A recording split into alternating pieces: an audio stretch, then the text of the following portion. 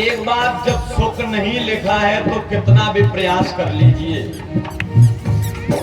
जो विधाता ने लिख दिया है वही होगा। जो विध कर्मों में लिखा विधाता,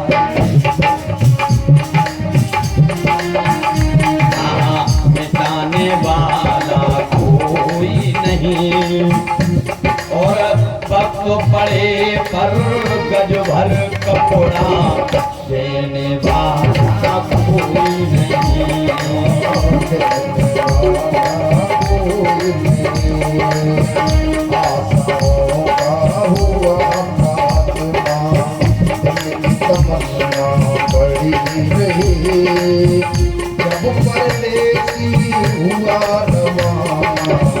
सुंदर